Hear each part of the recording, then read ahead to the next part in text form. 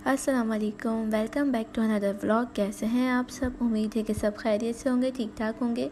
तो जी आज का व्लॉग यहाँ से स्टार्ट हुआ है। भाई ज़ोहर की नमाज़ पढ़ रहे थे और फिर ये हमारी छोटी सी गुड़िया नमाज़ पढ़ने बैठी है, तो मैंने सोचा इसकी थोड़ी सी वीडियो बना लूँ। बहुत क्यूट लग रही थी मुझे। तो उसके बाद फिर आज खाना नहीं बन रहा था हमारे यहाँ, क्योंकि आज बन रही थी हमारे घर में खीर और पूरी। तो दोपहर के खाने को हमने स्किप करके खीर और पूरी ही रखी। सब ने कहा कि हम खीर पूरी खाएंगे, तो खाना हमने बनाया ही नहीं।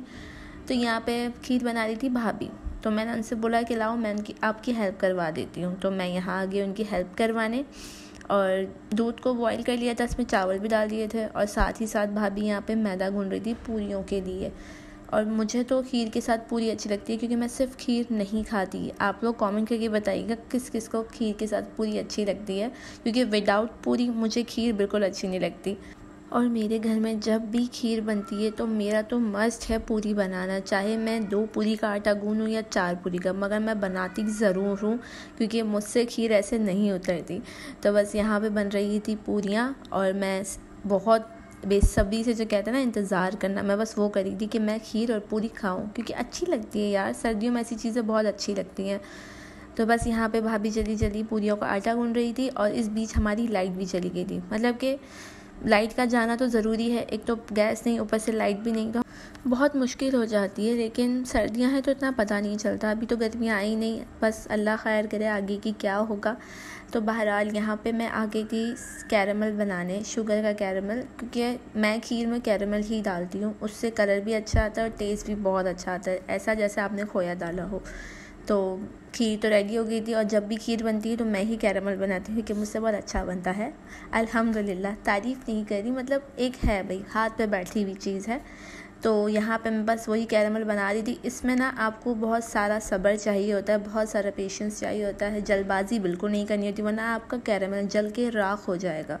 तो बस इसको आराम से मैं हल्की आंच पे इसको मैं भून रही थी चीनी को, और इतना भूनना होता है कि बिल्कुल ये मेल्ट हो जाए, बिल्कुल कैरमलाइज हो जाए और ब्राउन सा इसका शेड आ जाए। अगर आप ज़्यादा डार्क पे करने जाओगे तो ये जल जाएगा, तो इसका ध्यान रखना पड़ता है। और चीनी बहुत मोटी दी है, तो बहरहाल जैसे तैसे करके मैंने इसको कैरमलाइज़ कर लिया था, मगर टेस्ट में बहुत अच्छा आया था, क्योंकि ये घुल जाती है तो इतना बड़ा इशू नहीं था इसका। यहाँ पे ये परफेक्टली हो गया था। जो बचे कुचे थे इसके चीनी के जो चंक्स वगैरह थे, मैं उसको मैश कर रही थी कि किसी भी तरीके से वो टूट नहीं आए और मेरा कैरमलाइज़ तैयार हो जाए, तो मैं फिर इसको खीर में डालूँ। और यहाँ पे ये मुझे परफेक्टली डन लग रहा था। खीर को नीचे शिफ्ट कर दिया था, भाभी इसमें चम्मच चला रही थी ताकि इसमें लम्स ना बने, और मैं ऊपर से कैरमलाइज डाल रही थी, क्योंकि खीर हमारी ऑलमोस्ट रेडी हो चुकी थी, पक पक के गाढ़ी हो चुकी थी, जो हमें जैसी थिकनेस उसकी चाहिए थी। तो बस इसमें शुगर हमने कैरमलाइज करके इसके अंदर डाल दिया था, और ये जो बचा कुचा था वो भी डाल दिया, क्योंकि कुछ भी चीज़ वेस्ट नहीं करता है, गुनाह मिलता है, तो इस चीज़ का ख़ास ख्याल रखें। और इसको डालते हुए भी एहतियात करनी होती है, क्योंकि इसके बबल्स उड़ के ना हाथ पे आ जाते हैं, तो इसमें ये ट्रिक होती है जो बहुत संभल के करनी पड़ती है। तो यहाँ पे फाइनल लुक खीर का आप लोग देख चुके थे, माशाल्लाह बहुत मज़े की बनी थी। और यहाँ पे मैं आ गई थी पूरियों के लिए, तो भाभी यहाँ पूरी बना रही थी। भाई प्रो हैं हमारे घर वाले, तो माशाल्लाह से हाथों से ही कर लेते हैं, हम ठहरे बेलन वाले, तो हमसे तो नहीं होता।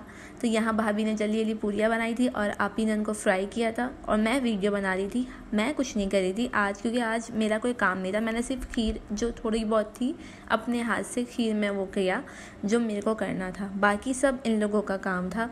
आज मैं छुट्टी पे थी, तो मैं सिर्फ वीडियो ही बना रही थी। और यहाँ पे पूरी फ्राई हो चुकी थी, बहुत मज़े की। और फाइनल लुक ये रही इन सब चीज़ों की।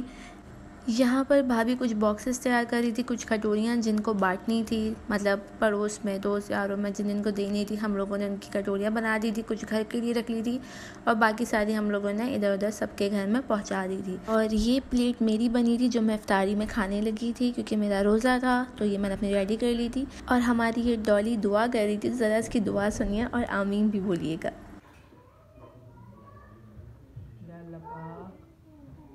हमारी सारी मुश्किल आसान कर दे।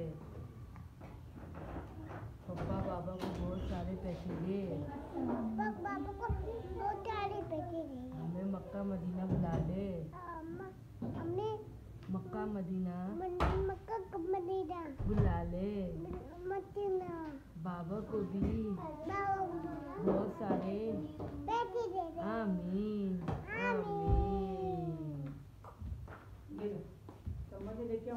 माशाल्लाह, आमीन सुमा आमीन। तो बस ये हमारी डॉली की छोटी सी दुआ थी। अल्लाह पाक हम सबको अपने घर बुलाए, कबूल करे हम सब की दुआएं। और जी ये रहा मेरा इफ्तारी, और ये 3 पूरियाँ सिर्फ मैं अकेले नहीं खाने वाली थी, मेरे साथ मेरी भतीजी भी थी। तो आप ये मत सोचिएगा कि मैं इतना सब खाऊंगी।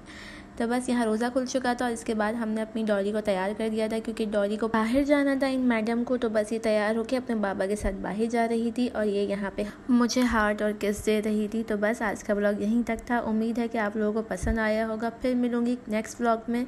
तब तक के लिए अपना ख्याल रखिएगा, चैनल को लाइक और सब्सक्राइब कर दीजिएगा और मेरी फैमिली और मुझे अपनी दुआओं में याद रखिएगा। फ़ी अमान अल्लाह।